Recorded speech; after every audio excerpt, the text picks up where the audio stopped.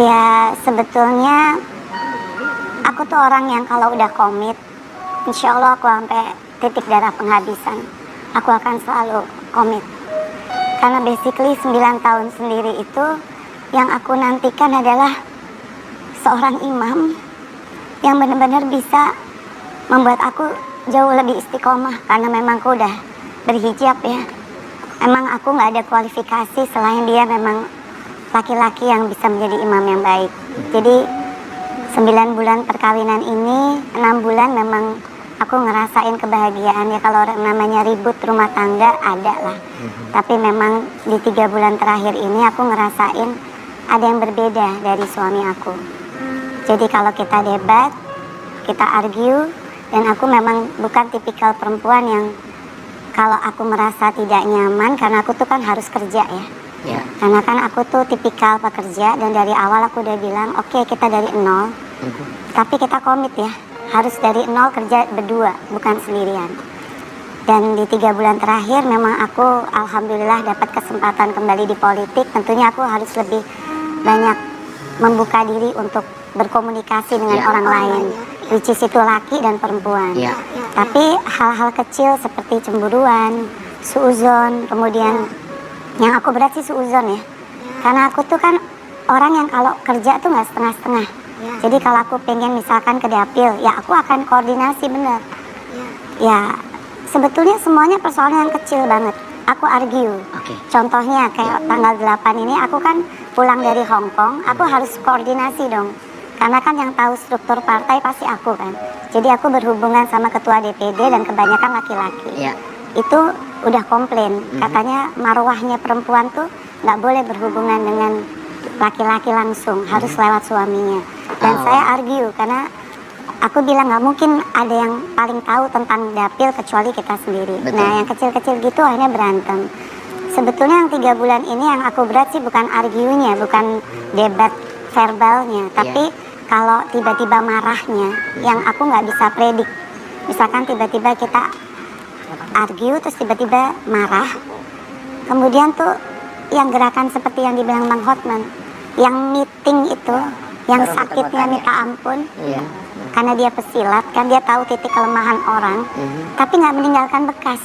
Dan itu yang aku selalu, ini sampai sekarang sakit. Bekasnya di dalam pasti. Karena di dalam, jadi aku ngerasain kalau laki-laki meeting perempuan sampai sekuat tenaga, itu yang sakit itu yang di dalam semua. Maka aku sampai bilang, aku kasih kode, sakit Bi, sakit, itu sakit banget, aku kayaknya mau patah nih, baru dilepas. Atau kita argue lagi, aku dibekep sampai aku kayak orang smackdown, aku mesti kasih kode bahwa aku udah gak ada napas, baru dilepas. Nah yang kayak gini-gini sebenarnya aku udah bilang, aku akan ngomong sama orang tua kita. Dan memang dia selalu bilang, mana buktinya? Ada nggak buktinya?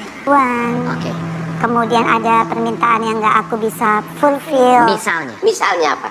Banyak lah, karena kan aku juga pacaran. Penonton di sini kan pagi-pagi ya Bang. Aku menghindari itu, tapi intinya aku pengen ceritakan adalah bagaimana aku survive. Di tanggal 8 itu seperti biasa kita ribut masalah seperti itu ya. Kemudian aku tuh udah capek, karena aku selalu bilang aku nih ditunggu masyarakat Tulung Agung jam 10. Itu tuh dari jam 6 ngeributin hal yang sebenarnya aku nggak, bukan waktunya suami ngeributin hal yang nggak penting. Karena setiap hari pun kalau aku nggak ada kerjaan di dapil, aku melayani kok dengan baik. Jadi aku komplain, aku bilang aku capek kalau kayak gini. Saya hanya mau kerja, tolong dukung. Ribut sampai jam 7. Kemudian aku dandan, ada lagi ribut masalah pintu. Masalah pintu aja bisa jadi ribut. Akhirnya aku udah mulai capek, karena aku kan kalau mau ketemu masyarakat aku juga mesti tenang perasaan. Akhirnya ribut-ribut lagi sampai akhirnya keluarlah kata-kata dia yang menurut aku, ya udah saya temenin 3 malam 3 hari, tapi habis itu kamu hidup sendiri. Nah disitulah saya udah mulai ngerasa cukup ya. Kalau diancam-ancam mau ditinggalin, kenapa nggak sekarang aja, saya bilang. Baik, untuk Mbak Vena Melinda, bahwa tadi seperti yang sudah Mbak Vena katakan, dipiting segala macam tindak kekerasan. Apakah setelah melakukan itu beberapa bulan terakhir ada permintaan maaf dari Jadi Ferry gini, Irawan? kalau habis meeting dan aku mengancam, aku nggak kuat. Karena aku sudah komit, jadi istri aku tidak pernah menuntut ya secara finansial. Kalau ada, alhamdulillah. Kalau nggak ada, aku komit. Jadi aku nggak pernah nuntut soal finansial. Jadi mungkin kalau ada orang bilang, oh soal finansialnya, bukan soal finansialnya, tapi soal kekerasan fisiknya. Ya. Dan mungkin selama ini aman, karena dia tahu dia tidak meninggalkan bekas. Ya. Intinya kakak sudah menerima apa adanya Iya. dengan konsekuensinya. Tapi tanggal 8 ini yang aku pengen cerita supaya nggak terputus-putus. Di saat aku bilang, oke mau ninggalin, sekarang aja tinggalin. Karena aku udah capek hidup kayak begini. Aku hanya pengen kerja, susah banget. Ya. Dan akhirnya kita berantem hebat.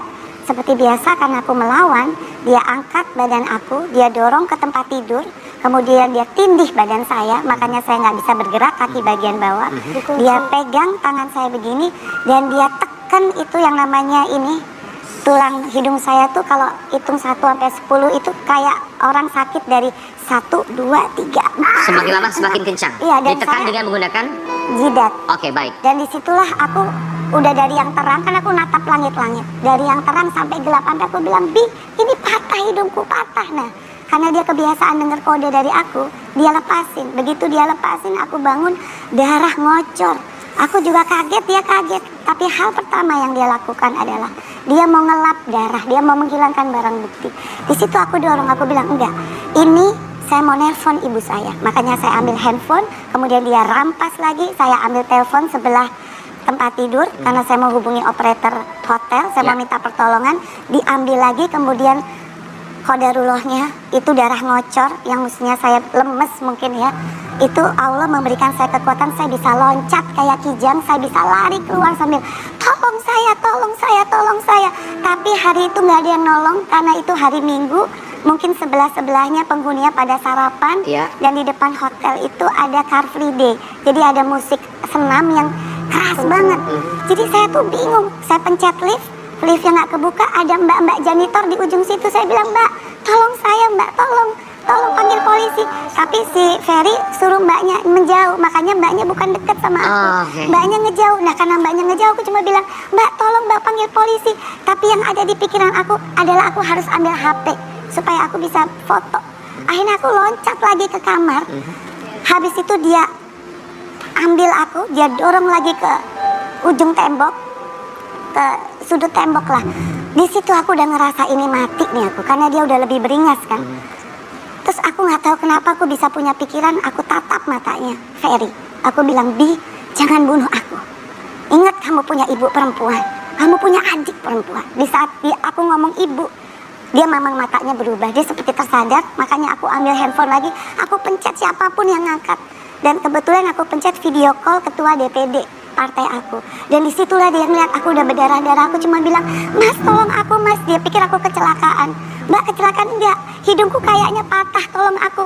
Aku dipatahin suamiku, aku pikir aku patah karena sakitnya luar biasa. Tolong saya panggil polisi. Dan mbak-mbak yang tadi janitor udah datang sama security. Hal pertama yang ditanya sama security, ada apa Pak Ferry?